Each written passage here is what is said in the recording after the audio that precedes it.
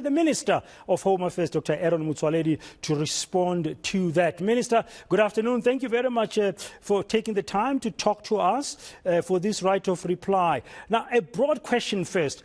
Is our country's work visa regime inefficient, lengthy and laborious, as Dr. Celias claims? No, there's a lot of over-exaggeration and a lot of prejudice on what this Mr. Celias is saying. Is it the Dr. Celias or Mr. Celias? I didn't get that very well. I'm sorry about that title. But he's prejudiced, and I think he's causing a reputational damage to the department. I don't know whether deliberately or not, but be that as it may, it might be his makeup or his beliefs. I think figures, Braden, they speak louder than words, if I may put it that way. Figures don't lie. Let me be very clear. Let me start with the issue of skills and business visas, because he was insisting on this issue of us collapsing the economy, Braden. And I don't know, today you are not quoting the area where he called us names, stupid, inefficient, and all that, because I was listening to that interview. But be that as it may, let me quote the figures. In the last financial year, from the 1st of April last year to the end of March this year, which is a financial year, the business visas we received were 89. We finalized all 89. The work visas were 630. We finalized all 630. The critical skills were 3,733. We finalized all of them. Then, starting from April to date, to today, as I'm speaking to you, business visas were 63. We finalized all of them. Work visas were 666. We finalized all of them. Critical skills were 1,348. We finalized all of them. Last year, during the President's Investment Summit, if you remember, after the Investment Summit, where many companies pledged how much they are going to invest, and there were about 20 companies or so. Between them, they gave us 3,090 names of people from around the world who they need for their companies. The companies start from MTN, Ford, Toyota, Amazon, Mercedes, Huawei, Pharmatone, Leroy, Unica, Kuha, Glencore, and even Japanese Trade Mission, Trade Industry Commission, Korea Trade Industry Commission, French Trade Commission, German Trade Commission, U.S. Trade and Development Agency. They jointly gave us 3,090 people who they need to run their investment. By October last year, we have given them all visas.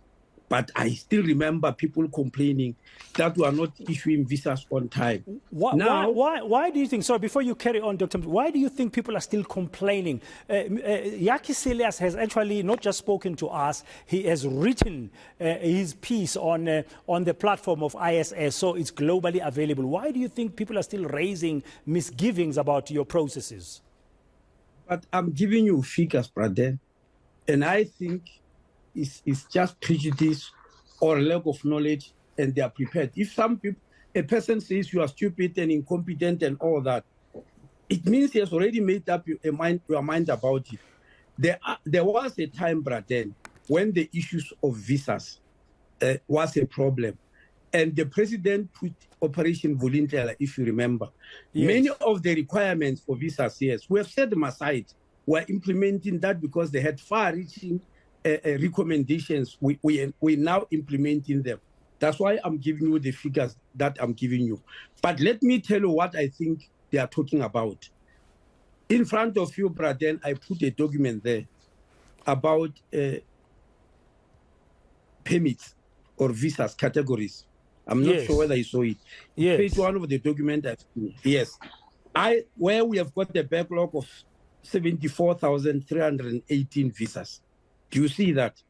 Yes. I think they are talking about that, but they are claiming, wrongly so and falsely so, that this will affect the economy. Look at all of them, because we have put categories. These are visas for dependents, children, and spouses, and relatives who want to come into South Africa because somebody was accepted. In other words, if you accept these 3,000 people with critical skills visa, somebody is going to be a relative and apply. Somebody is going to be a child, minor child or major child. Somebody is going to be a brother and apply. Those cannot collapse the economy. And if you look at that page, the majority of them is visitors visa section 11.6, 35,000. That is close to half. These are spouses who want to come to South Africa but demand a job. In other words, you say, I'm applying for a visa because Braden is my spouse, he's in South Africa, he has got permanent residence, I'm going to join him, but I want to give me a visa that entitles me to a job. And if you look, there is relative visa spouse. It just says spouse in brackets, is 14,000 in the middle. It's actually just under. It's actually just under 15,000. Yeah. Yes, it's under 15,000. These are spouses that at least are not applying for what they are, but they are just spouses. So do you think this is where? Do you think this is where this backlog is creating that frustration expressed by Mr. Silius? Well, I guess so, because they are not saying it, but to say this will collapse the economy. Because, Braden, I can't run in and process visas for 35,000 spouses who say, I want you to give me a visa that entitles me for a job. Why not? Minister, why not? In a country where unemployment is so high, we need to check, because, Braden, the general work visa, the laws are very clear that if you are going to do general work, if it is scarce skills, I've given you figures, we do that immediately. If it's general work, it doesn't stop with us. You have got to go to the Department of Labor, prove to them, or your prospective employer proves to you that that work you want to perform cannot be performed by any South African whatsoever. And if the Department of Labor has satisfied themselves, they then give you a certificate which you must bring to Home Affairs. So it doesn't start with us. They must convince the Department of Labor that I want to come into a country and do this type of job. And there is no South African who can do it. Okay. Now, I know you haven't taken kindly to some of the words used by Yaki Silius on Monday, and he's not here to defend himself, but he makes a point which I thought was interesting. I want to put it to you, Minister, is that he says South Africa must urgently, I'm quoting from his article, reduce the time frames and simplify the procedures for obtaining work visas. Would you agree with that? Or do you think the current time frames are reasonable and that the process is streamlined enough? Braden, we have already done that. And we have reported that to the presidency during if you remember, during the investment summit, because business people are very deeply interested in that. Early this month, I went to Sun City, where the business section dealing with tourists, because if you don't give visas, it affects tourists more than any other person. And I gave them figures, and I want to give to you, Braden, because I said some of these things are over-exaggerations, which you can't understand. Let me give you the whole issue of visitors' visas or tourist visas for that matter. People who want to come here as tourists. Braden, on the African continent, 36 countries don't need any visa to come here as tourists. They just wake up, take their passport and run to the airport. In Europe, 44 countries don't need any visas to come to South Africa. In Asia, 20 countries don't need any visas. In North America, 19 countries. In South America, 11 countries. In Oceania, 3 countries. If you add them, it's a total of 133 countries who can just come here without applying for any visa. Then the remaining 34 of them, we have given them an e-visa, which is very easy because you apply online. Okay. Now I've given you figures of people who apply for scarce skills and all that because they don't fall there. So do you know how many countries are there under United Nations? It's 194. If 133 plus 34, we have actually facilitated 133 don't need visas.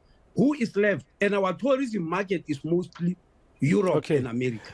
And you are processing. Yeah, you are processing work visas, bearing in mind the skills, the scarce skills, as oversighted by the Ministry of Employment and Labour. Minister, before we conclude, I just want to mention as well that the information you sent to me also includes the companies that you've assisted. And looking at it, they range from your Anglos, as you said, to your Nissans and multi-choices of this world, KPMGs, and the numbers of what you received from them to how you finalize is actually quite good. There's very few that are still in progress. So I understand the numbers, and you've set the record straight. But just bear in mind that there must be something, Minister, that people are not, or people are missing in your efforts to streamline the work visas. Finally, I know you've been speaking a lot because of our focus here on eNCA in the last couple of days about our porous borders. I just want to ask you a question about our ports.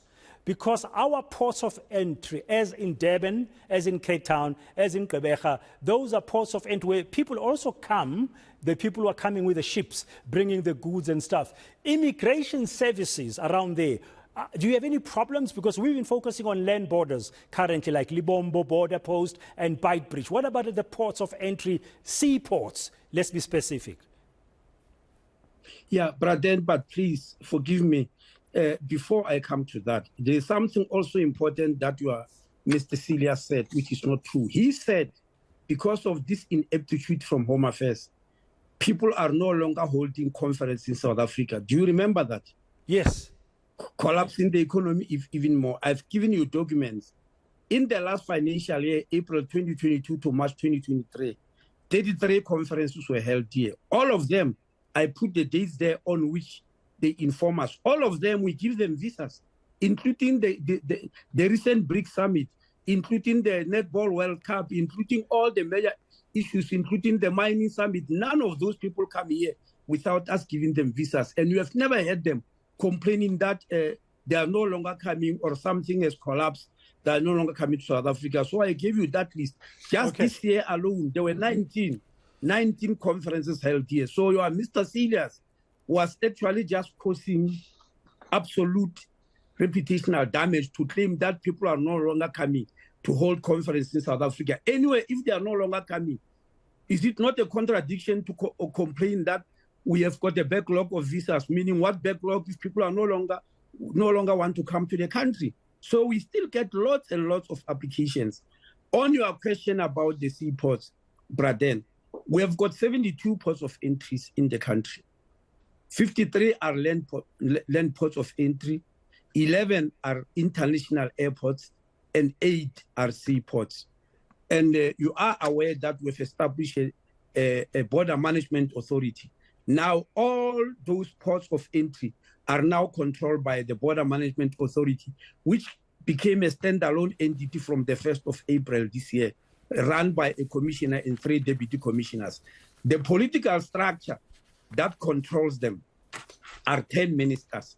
All of them have got something to do with the borders. The Minister of Finance, Defense, Police, Transport, Trade, Industry and Competition, Health, Agriculture and Land Affairs, Forestry, Minister of Home Affairs. All those, they have got a statutory body, which meets 4 times a year statutorily or as required. And you are aware, Braden, that on the 5th of October, the president is going to open this BMA, is going to launch it rather officially.